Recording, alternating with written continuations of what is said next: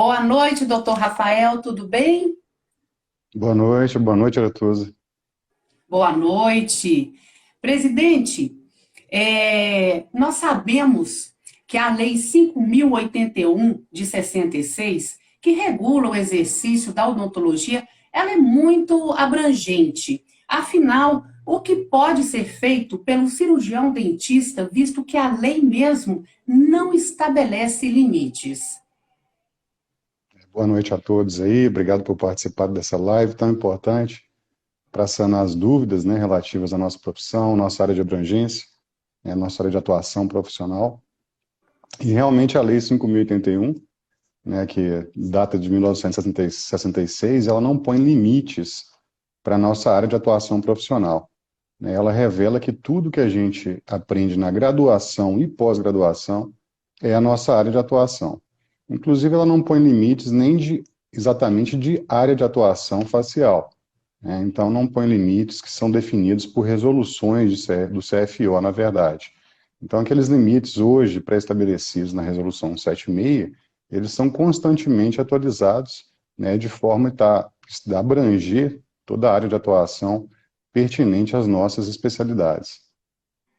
Presidente, e o que é conceituado como pós-graduação para cumprimento dos requisitos da Lei 5.081? Explica para a gente, por favor. Pois é, o que a gente aprende na graduação, automaticamente a gente incorpora a nossa área de atuação, desde que seja regulamentado pelo CFO como um procedimento odontológico.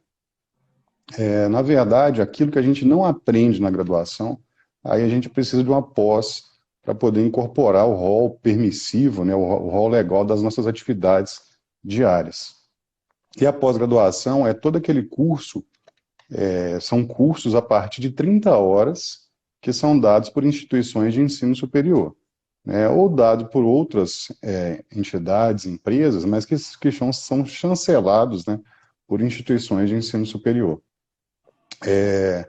E é por que eu trago isso? Porque normalmente a harmonização orofacial ela não está prevista na nossa grade de graduação.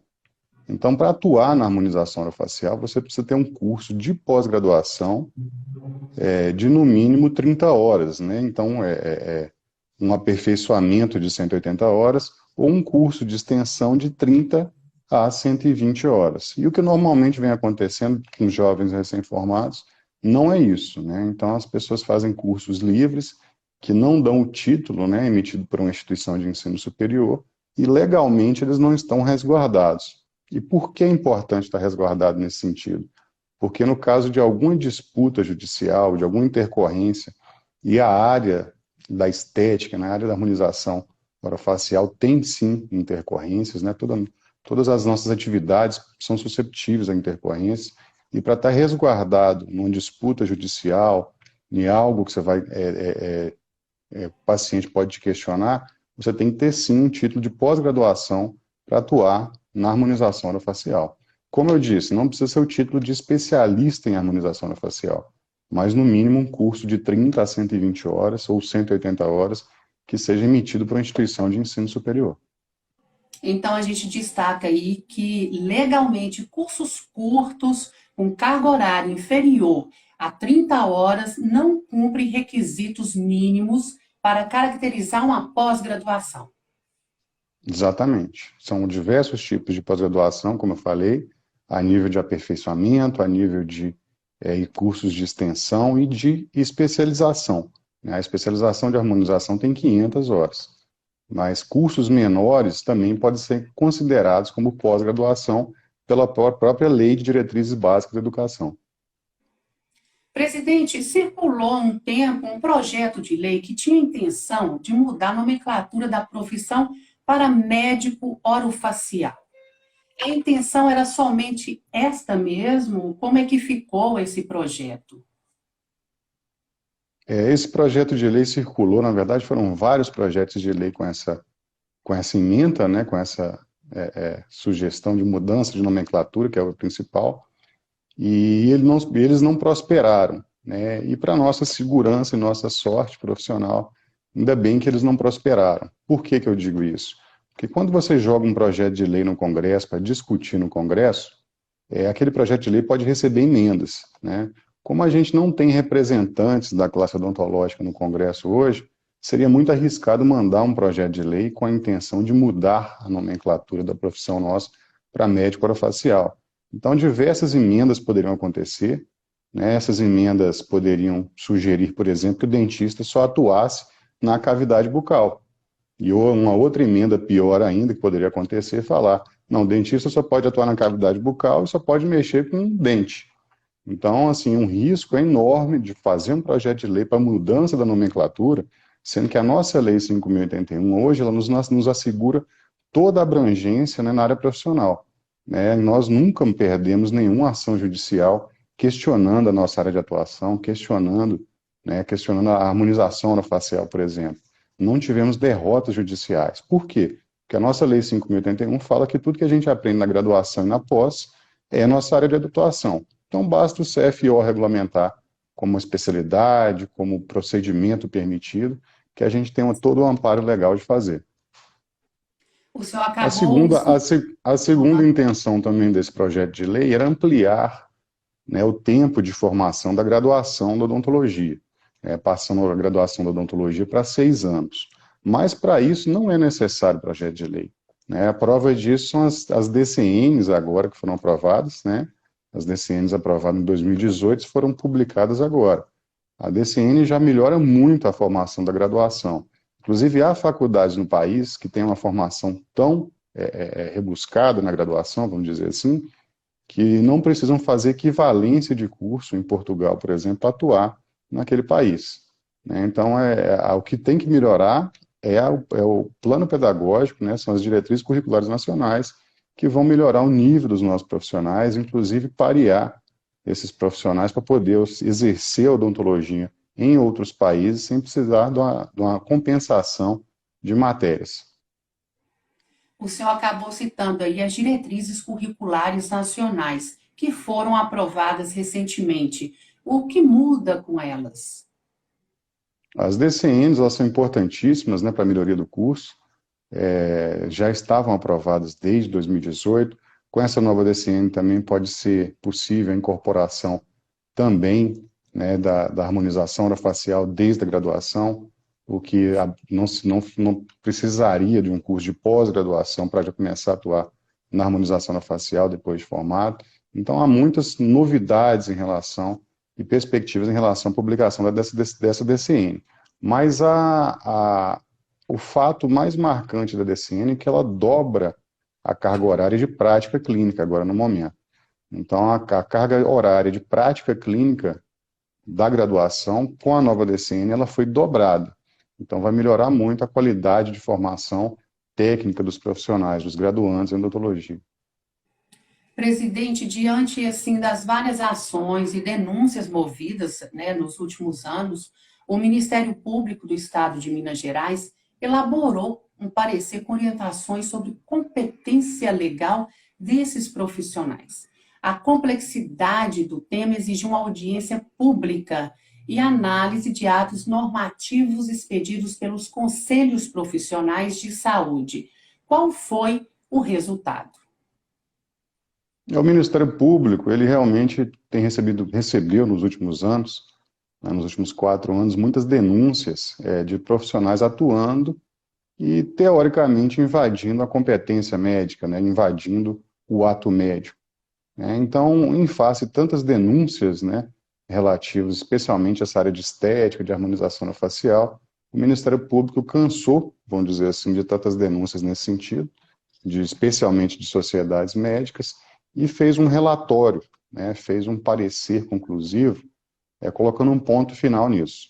Nós participamos, né, ativamente da redação dessa normativa, né, conceituação dessa normativa, e o que foi definido é que desde que a lei da profissão não impõe a vedação, que é o caso da nossa, que a nossa fala que a gente pode exercer tudo que aprende em graduação e pós-graduação, desde que não imponha limites à lei da profissão, a gente pode exercer tudo aquilo que é regulamentado pelo nosso conselho profissional, né? Então, as normas do CFO hoje definem a nossa área de atuação. E em Minas, depois desse parecer do Ministério Público, não haverá questionamento judicial, né, a respeito disso. Fica bem claro que está definido, quem define a área de atuação e os procedimentos que podem ser feitos na odontologia é o Conselho Federal de Odontologia. Isso nos traz muita segurança, né, para a gente atuar na nossa profissão, né, e reitera aquilo que a gente já viveu nesses últimos 4, 5 anos. Né? Nós não tivemos decisões judiciais ruins, negativas na área de atuação do cirurgião dentista. Então, nós podemos frisar aí que depende somente do conselho regular qual a área de atuação do cirurgião dentista. Exatamente. Desde que a lei da profissão não vede, né, não tem restrição à nossa área de atuação. Então, basta o CFO ampliar a área de atuação, criar uma nova especialidade, que aquilo não será alvo de questionamento judicial dentro de Minas Gerais. O Ministério Público já entende, assim, que a gente tem competência para atuar na nossa área, bastando a regulamentação do Conselho Federal de Odontologia. Doutor Rafael, em janeiro de 2019, o CFO reconheceu a harmonização orofacial como especialidade odontológica, em conformidade com a Lei 5.081 de 1966. Como o senhor enxerga esse marco?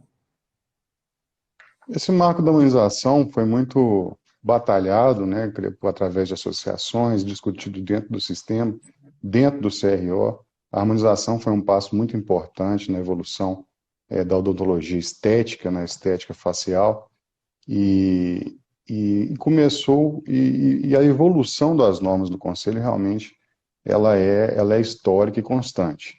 Em 2011, a gente tinha restrito a utilização da toxina botulínica e do ácido hialurônico. De 2011 a 2014, o dentista não pôde usar a toxina botulínica e o ácido hialurônico. E esses procedimentos foram sendo regulamentados.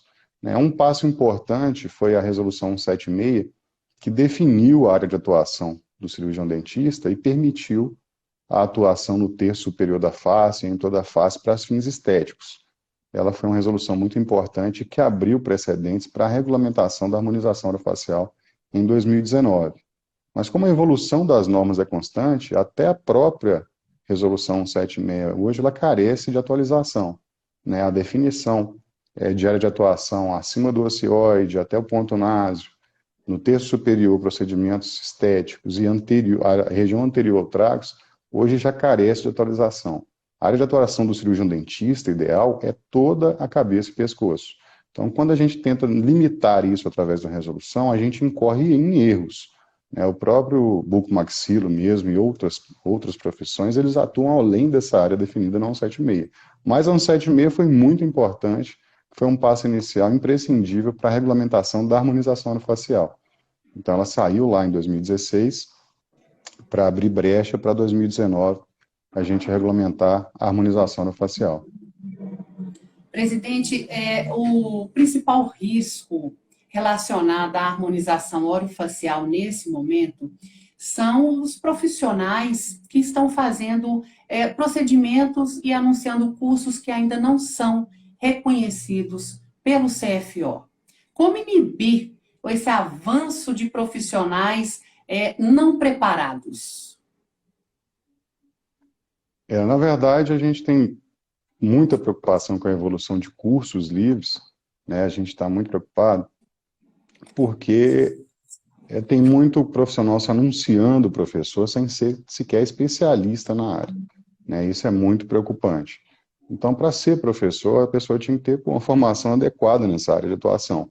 E nesse início de ano, a gente viveu uma evolução de uma cirurgia estética que ainda não está regulamentada pelo CFO, que é a cirurgia estética de orelhas, e a gente percebeu, por exemplo, que tinham vários recém-formados, inclusive, com 3, 4 meses de formado, se anunciando professores dessa cirurgia que até então está proibida pelo CFO, a cirurgia de correção de orelhas de abano.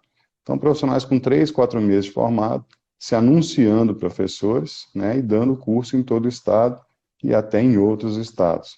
Então, nos preocupa muito a qualidade do ensino hoje desses cursos. E uma das iniciativas que a gente está terminando de conceituar e deve lançar ainda nesse semestre é a certificação de curso pelo CFO. Então, a gente vai emitir um certificado para aqueles cursos que atendem requisitos, né? Os professores são especialistas, são formados, atendem às normas do CFO, e especialmente aqueles cursos emitem um certificado válido pelo MEC. Porque a gente vê muito curso emitindo título, né? Muito certificado, que não tem o selo de uma instituição de ensino superior, não tem o selo do MEC.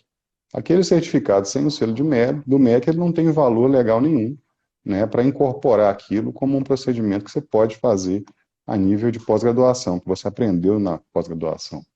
Então, isso é muito delicado. Então, o CRO vai se voltar muito para o ensino agora, porque a gente está muito preocupado com a qualidade de certificação e formação dos alunos, né, dos recém-formados, dos pós-graduandos aí. O CFO criou a resolução CFO 230 de 2020, que lista procedimentos vedados, né, de execução pelo cirurgião dentista. Essas restrições são definitivas? E qual o caminho para aumentar a área de atuação do cirurgião dentista? Essas resoluções, quando saem assim, a gente às vezes tem muito questionamento, porque tem profissionais com excelente formação fazendo esse tipo de procedimento e tem profissionais com formação deficitária, né, que fizeram cursos abaixo de 30 horas, né, curso que a gente fala, cursos livres de final de semana.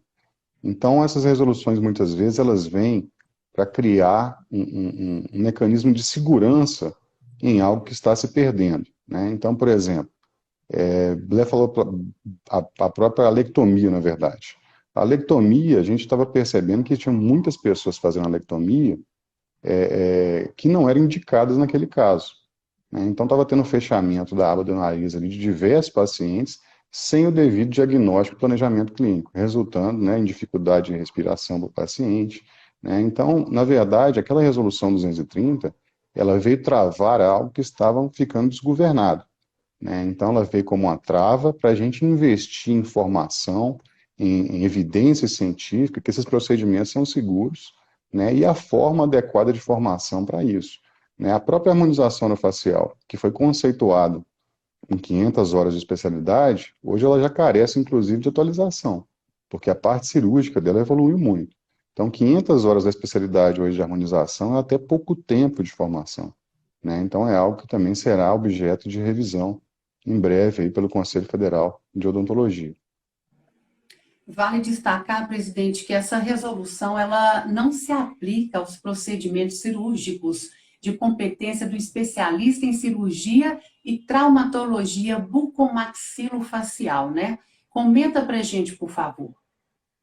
Na verdade, como eu falei, toda resolução, quando você tenta ser muito específico, sendo que nossa lei não é específica, nossa lei é muito abrangente, ela incorre em erros, né? E qual foi o erro fundamental da 176? Definir a área muito estrita de atuação do cirurgião dentista, e não a cabeça e pescoço em geral. E por que que foi um erro grande isso aí? Por mais que a gente pensa, que a gente tente, né, editar uma norma perfeita, uma norma que não tenha falhas, a gente sempre pode incorrer em erros. Quando a gente incorre em erros com a norma infralegal, que é uma norma abaixo da lei, a gente tem que se apegar à lei maior, né? Então, tudo que a gente aprende em graduação e pós-graduação é nossa área de atuação. Se a lei 176 restringe, né, aquele procedimento, aquela área de atuação ao bucomaxilo, ele é amparado pela lei. Não só o bucomaxilo, mas outros especialistas também, né? O especialista em prótese bucomaxilofacial, por exemplo, ele faz prótese de orelha, né? E a 176 veda trabalhar na orelha. Então, se está conceituado que na lei Federal nossa 5.081, tudo que a gente aprende em pós-graduação é nossa área de atuação, esses profissionais de pós-graduação, que têm pós-graduação em prótese bucomaxilofacial ou mesmo bucomaxilo, eles podem atuar nessa área, desde que não seja um procedimento proibido pelo CFO, né? Por exemplo, existem algumas restrições ainda para certas cirurgias de glândulas salivares extensas ao bucomaxilo, né? Então, o bucomaxilo pode fazer tudo que não é vedado pelo CFO. Então, por exemplo, cirurgia estética de orelha, o cirurgião bucomaxilo não pode fazer, que está vedado. Mas trabalhar na orelha, na reconstrução da orelha, é permitido, porque ele tem a formação em pós-graduação para atuar nessa área. E a lei é maior que a resolução. Nós sabemos que o sistema Conselhos, ele defende a atuação e exercício da odontologia consciente, em respeito à sociedade, ao bom conceito da profissão. Houve recentemente, doutor, a edição de uma resolução que criou uma medida cautelar de suspensão, antes inexistente. Quando ela está sendo aplicada? Realmente a gente teve muitos problemas com alguns profissionais fazendo cirurgias que ainda não estão regulamentadas, autorizadas pelo CFO, né, em foco a questão da orelha. Né, a gente notificou esses profissionais uma vez, duas vezes, ligamos para eles, até os advogados deles, e realmente eles estavam resistentes em cessar o procedimento. E profissionais, inclusive, que não tinham nem pós-graduação em nenhuma área, né, fazendo uma cirurgia estética na orelha. Né? Então, o que acontece? Foi necessária a edição de um instrumento para impedir a atuação profissional temporariamente desses colegas. Né? Então, vários colegas, após a suspensão das suas atividades, aí finalmente cessaram aqueles procedimentos, porque as notificações que seria aberto processo ético convencional, infelizmente não estavam adiantando. E essa suspensão cautelar, né, essa suspensão dos colegas, ela já é instrumento em outros conselhos profissionais, né, inclusive o Conselho de Medicina. E ela foi questionada na Justiça, e os juízes todos estão dando entendimento que a suspensão é válida e necessária. Isso veio realmente moralizar, né, parar aqueles procedimentos que estavam proibidos, porque a forma de construção da área de atuação, ela não é dessa forma.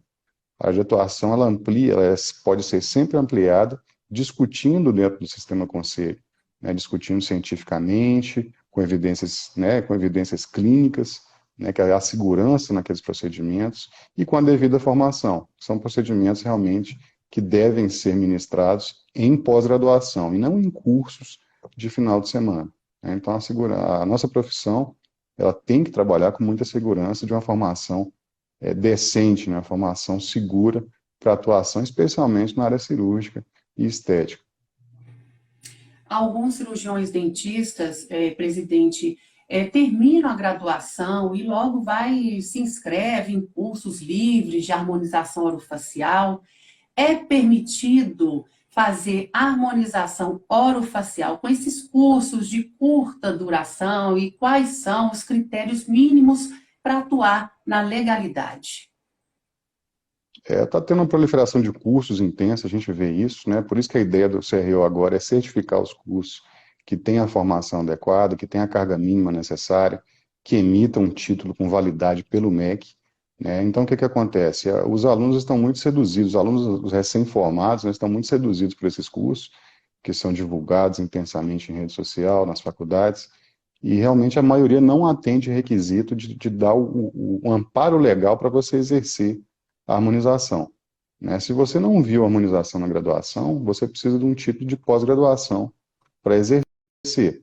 Né? Então, o que acontece? Se houver uma intercorrência, você fizer um botox, por exemplo, e o paciente tiver alguma intercorrência, tiver uma ptose ali, né, tiver algo até mais sério e for para a justiça, aquele título do curso que não é amparado pelo MEC, ele não vai servir para te resguardar juridicamente. Né? Na justiça você vai ter problemas, inclusive até eticamente dentro do conselho. Então é uma recomendação grande que eu dou para os alunos, para os recém-formados, né, que estão saindo da faculdade querendo já atuar na harmonização, é que procurem cursos que sejam certificados pelo MEC. Né? O ideal seria a própria especialização, mas é uma especialização longa, né, de 500 horas. Então há cursos menores, né, em nível de extensão, de 30 horas a 120 horas, curso de aperfeiçoamento de 180 horas, que já tem a validade legal, né, para poder atuar no início da harmonização facial. Né? Então, tem que ter muita segurança nesse momento em procurar um curso que vai te habilitar mesmo legalmente ao exercício da profissão. É importante mencionar também que muitos desses colegas que foram suspensos, que eu tinha te falado, muitos deles insistiram naquele procedimento, continuar atuando em procedimento suspenso, porque foram seduzidos por advogados, né? Advogados hoje de redes sociais, né, que vivem vendendo facilidades, né? Então, muitos, eles falam, Rafael, eu só continuei fazendo o procedimento proibido porque meu advogado me garantiu que eu podia fazer, que estava tudo certo, né? Mas, infelizmente, esse colega teve que pagar muito dinheiro para esse advogado e continua pagando. Então, é uma sedução ilusória, né? Então, a sugestão que eu dou para todos os colegas, inclusive, é isso. Se atentem às normas do conselho, as normas éticas são para todos, né? E a melhor forma da gente conseguir a ampliação da área de atuação do cirurgião dentista é atuando dentro da legalidade, né? Então, esses procedimentos de orelha, por exemplo, eles foram judicializados e os primeiros despachos judiciais, por exemplo, eles são muito ruins para o futuro dessa técnica, porque a maioria dos juízes já começou a dar despacho falando que esse procedimento é exclusivo do médico, né? Então, quando a gente tentar legalizar esse procedimento, se for foco do CRO, mediante evidência científica, mediante estudos, casos clínicos, se a gente for tentar regulamentar um procedimento desse, já fica muito mais difícil, né? E quem resultou nesse todo esse problema, infelizmente, foi a judicialização promovida por advogados vendendo facilidades. Então, a gente tem que ter muito cuidado, que era da atuação nossa, ela evolui sempre, ela evolui constantemente. É bom frisar aqui também, né, doutor, a questão de cursos, que nós sabemos também a grande responsabilidade que é ser um professor. Qual o requisito para ser um professor de um curso? Como eu mencionei aqui mesmo, a gente está trabalhando na regulamentação, na resolução, para caracterizar quem que pode, né, ministrar certos tipos de curso. Na harmonização orofacial, por exemplo, para ministrar um curso de especialização de harmonização orofacial, a área foco ali, o professor tem que ser especialista em harmonização, né? E, ao mesmo tempo, me preocupa muito, como eu falei, tinha alunos, tinha recém-egressos das faculdades aí, com 3 meses de formado, se intitulando professores de orelha, né, e dando aula em todo o estado do orelha, uma técnica ainda proibida pelo CRO, né? Então, quando você for procurar um curso de formação também, certificar a formação do seu professor, né, se ele tem, né, a especialização na área, foco daquele curso, né? Se você vai fazer um curso de especialização, de aperfeiçoamento, de extensão, que seja de 30 a 120 horas, procure saber se aquele profissional, a consulta é pública, se aquele profissional tem especialização na área foco dele, né? Então, assim, você ter uma aula com alguém que não é especialista, não tem notório conhecimento naquela área, é algo muito delicado, né? Especialmente esses dois colegas aí que estavam dando aulas, né, de orelha, né, cursos de orelha em todo o estado, que nós tivemos que tomar algumas atitudes quanto a essa prática, eles tinham 3 meses de formados, né, e diversos profissionais fazendo esses cursos, né, fazendo esses procedimentos. E é muito importante falar também que ministrar cursos para outras profissões que não sejam profissões que têm poder de prescrição, poder de intervenção, de atuar em intercorrências, é algo muito perigoso, né? O colega cirurgião dentista que dá curso para uma profissão que não tem a capacidade, que não tem poder legal, né, não, amparado por lei, de tratar as intercorrências, de fazer uma prescrição medicamentosa, ele está numa situação muito delicada, né? Então, as profissões que são autorizadas a prescrever e tratar essas intercorrências dos pacientes é a medicina, a odontologia e a veterinária. Na nossa área de atuação da harmonização, fica somente, então, a medicina e a odontologia, né? Então, assim, quando você ministra curso para um paciente, para um profissional que não tenha poder de prescrição, não pode aviar uma receita que pode, né, pode ser apresentada na farmácia e tratar as intercorrências, isso é algo muito delicado, né? Essas diversas profissões que não têm poder de prescrição, inclusive, elas são objeto de ação judicial, né, de medidas judiciais para poder atuar na área da harmonização. Tem uma dessas profissões, inclusive, que a Justiça recentemente proibiu de fazer até acupuntura, né? E a gente vê, né, profissionais dessa profissão aplicando botox, anunciando botox e fazendo curso com dentista. Então, recomendo fortemente também que os colegas que dão cursos de harmonização em outras áreas para profissionais que não são dentistas, que não são médicos, que tomem muito cuidado com isso, que as implicações legais realmente podem ser grandes. Presidente, além das sanções administrativas e também as previstas em lei, qual o risco que a odontologia corre quando o profissional infringe a área de atuação regulamentada? A área de atuação do cirurgião dentista pode ser reduzida? O que temos hoje em relação à odontologia é uma grande segurança em atuar em tudo que a gente faz hoje, né? Teve muito questionamento judicial, né? Muito debate na justiça sobre isso, e a gente sempre, a odontologia sempre saiu vitoriosa. Então, a área de atuação do cirurgião dentista não tende a regredir, né? O que temos que trazer agora à tona novamente é a discussão da ampliação da área de atuação, né, na parte cirúrgica, da ROF, na parte da odontologia oncológica, né, na regulamentação agora da especialidade de odontologia hospitalar, né? Então, a odontologia ela tem evoluído muito desde 2011. Né? Essa gestão do CFO, realmente, recentemente, ela foi muito contemplativa para a inclusão de novas áreas de atuação. Né? E a gente acredita que há um futuro próspero nessa ampliação da área de atuação, visto que nossa lei federal, inclusive, ela não coloca nenhum limite nisso. Né? Ela nos dá total independência de atuação naquilo que a gente aprende em graduação e pós-graduação. E, evidentemente, desde o início sabemos que a odontologia nunca foi sujeita ao ato médico, né? É uma profissão totalmente independente, né? Não sujeita ao ato médico, diferente das outras profissões que não são prescritoras, né? Elas precisam que outra profissão prescreva para elas. E qual a forma, doutor, de ampliar essa área de atuação do cirurgião dentista? Como é esse trâmite interno dentro do sistema conselho? A discussão sempre é científica, né? Com evidências, né? Com casos que vão surgindo de sucesso, né? Com, evidentemente, participação da academia nisso, né? E, especialmente agora em Minas, a gente está criando um comitê permanente, né, de discussão da área de atuação do cirurgião dentista. Né? Esse comitê que a gente está criando ainda esse mês, a gente deve soltar a resolução ainda esse mês, ele prevê a discussão permanente, científica, acadêmica, da área de atuação do cirurgião dentista.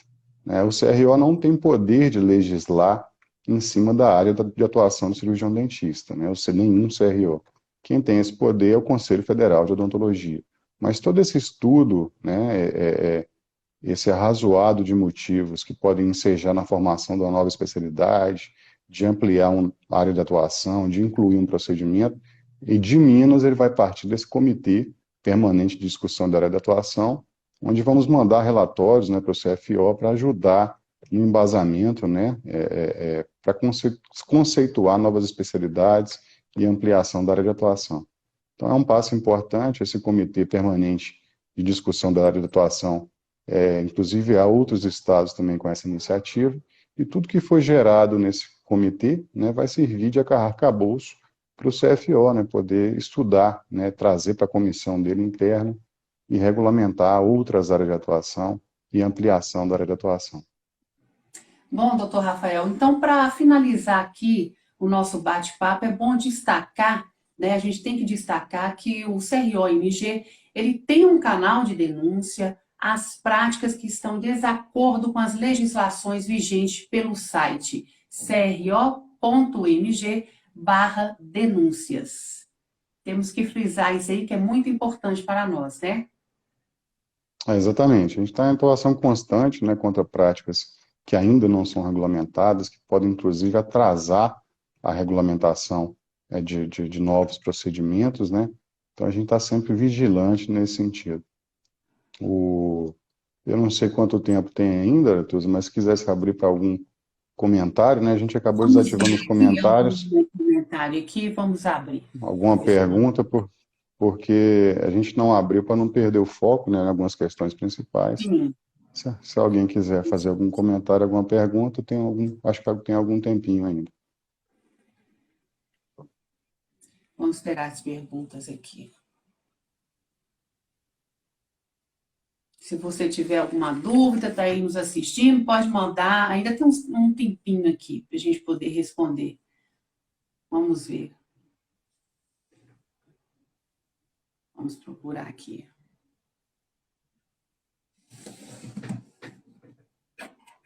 Tem algumas perguntas aqui de alguns colegas aqui já. Tá. Vamos lá. Começou aqui, ó. Aqui.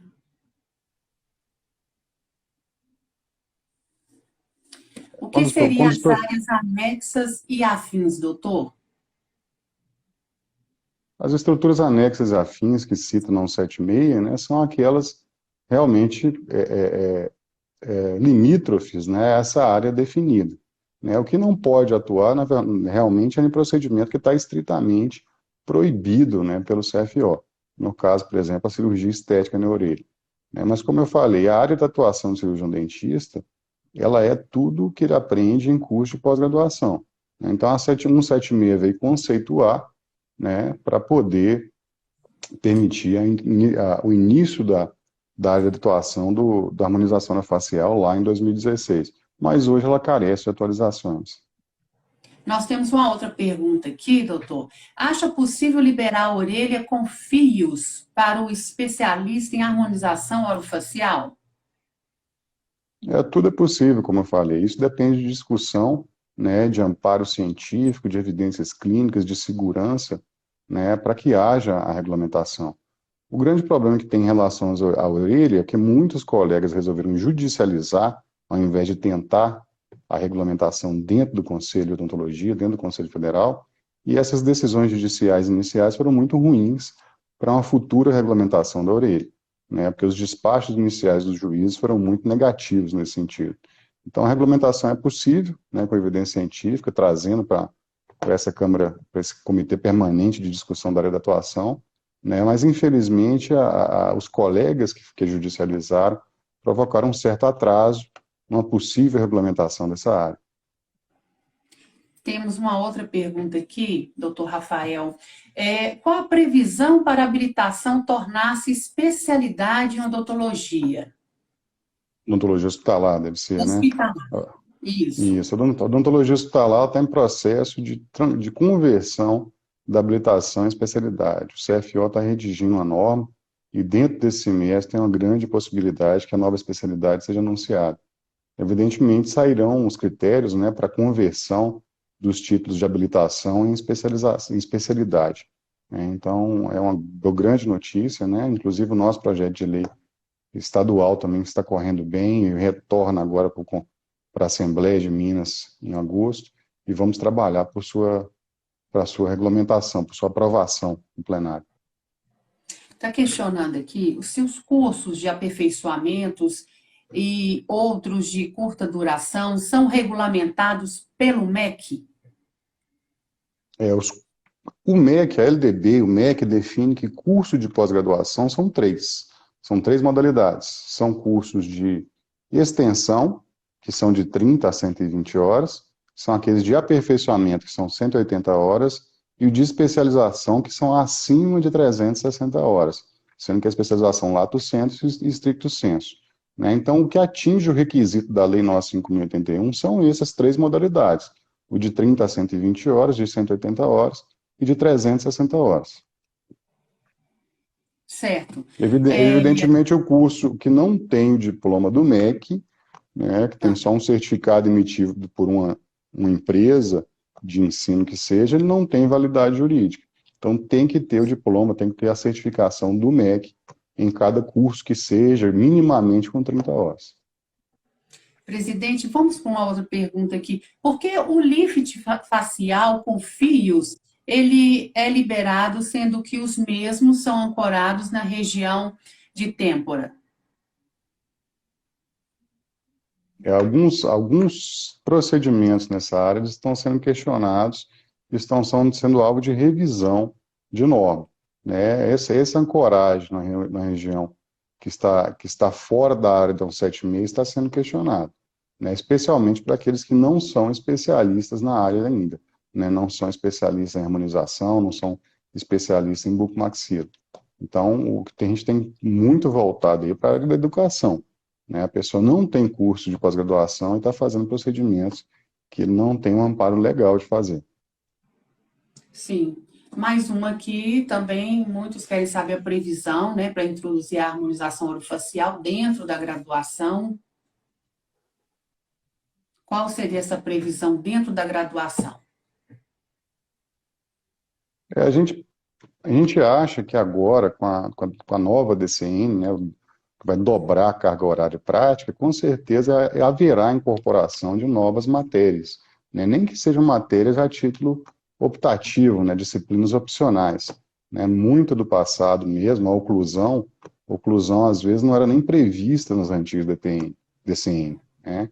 Então, a oclusão, né, DTM, ela foi sendo introduzida como matéria optativa lá no passado, né, e depois foi ficando materializado no plano pedagógico daquelas faculdades. Então, com a nova carga horária prática prevista agora nas DCN já publicadas, a gente acredita muito que haverá a incorporação da harmonização facial desde a graduação. Tem muita gente aqui, doutor Rafael, destacando a importância desse tema, né, que está sendo abordado de uma forma séria. Isso é A gente muito tem muita, importante, né, doutor? a gente tem muita preocupação com o ensino, né, a gente está muito preocupado com o ensino, né, tanto na graduação quanto na pós-graduação, né, o CRO estava muito alheio à questão das faculdades, né, a gente está aproximando, a gente está tendo reuniões semanais com cada faculdade de Minas, tentando elevar o padrão de ensino de todo o estado, né, definir planos, inclusive até metas, né, de incorporação de matérias, de disciplinas optativas, que vai capacitar e melhorar a formação do aluno de graduação em odontologia.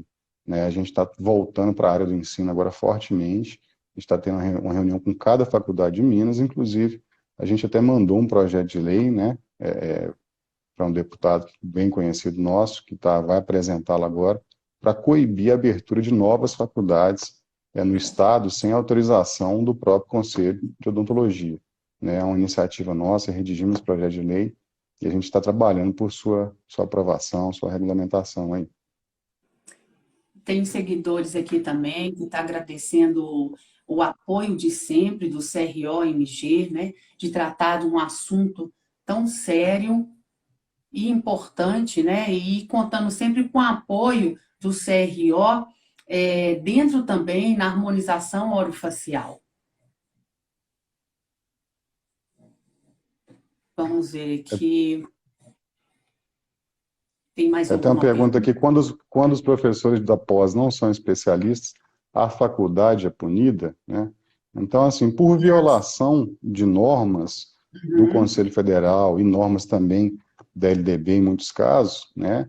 E de pareceres do Conselho Nacional de Educação, a faculdade pode ser punida, né? O professor pode ser punido, tanto em âmbito civil quanto dentro do Conselho, eticamente. Né? Então, é muito importante denunciar, né, más práticas no ensino também, que o Conselho tem atuado, sim, na qualidade do ensino, né, dos seus alunos de graduação e pós-graduação. Vamos ver se a gente acha mais uma perguntinha. Daqui a pouco o senhor também está entrando em uma outra live, né, doutor? Exatamente. Tem uma outra live com o pessoal do Conselho Federal de Enfermagem, os outros colegas dos outros estados. Sim. Tem uma pergunta aqui da colega, o que o CRO pensa em relação às microcirurgias na face? Blefaro e autoplastia, por exemplo. Poderão? Né? Como eu falei, a harmonização facial, né, a orofacial, quando foi conceituada no passado, é aquilo que foi conceituado, inclusive, por associações de harmonização que surgiram antes da especialidade, que foi discutido dentro do CFO e foi regulamentado. Naquela ocasião, inclusive, as associações entendiam, né, que o dentista não deveria trabalhar com hormônio, por exemplo. Então, as próprias associações da harmonização da facial que surgiram no passado, elas conceituaram isso. O CFO pegou esse entendimento e regulamentou em norma, né, criando a especialidade com 500 horas. Então, as microcirurgias na face estão sendo muito ampliadas na área da harmonização da facial, e o que a gente está precisando discutir agora é a ampliação do tempo de formação do especialista em harmonização facial, né, para poder incorporar essas novas cirurgias no seu rol de procedimentos. Né? Tudo aquilo que você faz em pós-graduação, que é regulamentado pelo CFO e não é proibido, é a nossa área de atuação. Então, basta a gente reconceituar a norma, né? Definir a norma que mais cirurgias, mais técnicas, evidentemente, poderão ser incorporadas à nossa profissão. Essa evolução é gradual, como eu falei. Né? Em 2011, a gente não podia fazer nem botox.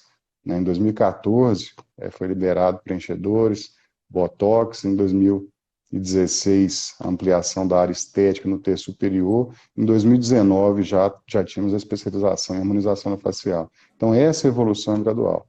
E muito se deve também a uma nova visão do sistema, né? Uma nova visão dos conselhos regionais, dos conselhos federais. Mas essa construção ela é interna, né? Ela tem que ser interna e não em redes sociais. Né? Então, divulgar procedimentos proibidos não vão possibilitar a sua regulamentação. Discutindo com os gestores, discutindo com os representantes, né? Com os presidentes, com os conselheiros, que vai levar a regulamentação de procedimentos que ainda não são permitidos à profissão. Qual a sua mensagem, doutor, para aqueles que recém-formados, que estão começando a profissão hoje como presidente do CRO-MG? Qual é o seu conselho? Investir em formação, em qualificação, procurar cursos que são adequados, cursos que emitem certificado do MEC, que vão te dar amparo legal no caso de alguma judicialização, no caso de algum problema paciente, né, atentar às normas do CFO, não se iludir com coachings ou se iludir com advogados que querem vender o seu serviço, falando, pode fazer aquilo que eu garanto que judicialmente vai dar certo, não vai dar certo. Né? Quem julga as normas éticas, o Código de Atuação Profissional, é o Conselho Regional de Odontologia, e quem cria as normas é o CFO. Né? Então, nesse cenário de discussão ética, a justiça não entra no meio. Ela só entra no meio se algum rito processual e ético foi suprimido. Né? Então, o Conselho é a nossa fortaleza, uma fortaleza na regulamentação da profissão, na regulamentação de procedimentos, para a gente poder evoluir profissionalmente. Né? E, sobretudo, não se sujeite à exploração profissional. Né? A gente tem batalhado muito, a gente tem atuado muito em clínicas que estão explorando os colegas com subemprego, pagando abaixo do piso salarial do cirurgião dentista. Né? Nossa vertente agora é muito na valorização profissional. Né? É impossível o profissional ganhar R$ 10 por procedimento, ganhar uma porcentagem irrisória, né? Que isso vai sim depreciando a nossa profissão. Né? Então, a nossa atuação na vertente trabalhista também já é uma nova realidade no Conselho nesse ano. Né? Algumas clínicas já foram autuadas, né? E não podemos permitir esse tipo de desvalorização profissional, para que nossa profissão não sucumba. Né? Como eu falei, os panoramas da área de atuação do cirurgião dentista são muito, muito grandes no momento, né? São novos panoramas, nova realidade, com boa segurança jurídica no que a gente está fazendo, mas a gente não pode permitir a exploração dos profissionais pelos próprios profissionais, né? Pelo próprio colega. Isso é uma séria infração ética, né? Passível, sim, de condenação e de restrição dentro do Conselho. Vamos trabalhar junto pela união, né? Valorização da classe e valorização da nossa profissão. Ok. Doutor, seu tempo está corrido, né? Está esgotando aí o seu tempo? Acho que tem mais um alguma minutinho pergunta aqui que para nós entrar na deixamos outra aqui? live. Isso. Então tá, doutor, muito obrigada pela sua participação, né? Uma boa noite ao senhor e todos também que estiveram conosco nessa noite, acompanhou essa live, que trouxe informações conscientes e valiosas à classe odontológica. Uma boa noite, então, a todos e até a próxima live. Obrigado, E boa Aretuza. Um live abraço. também para o senhor também, né? Daqui a Na pouco, às segunda. 8 horas. Isso. Obrigado. Um abraço a todos. Muito obrigado. Boa noite. Boa noite, tchau.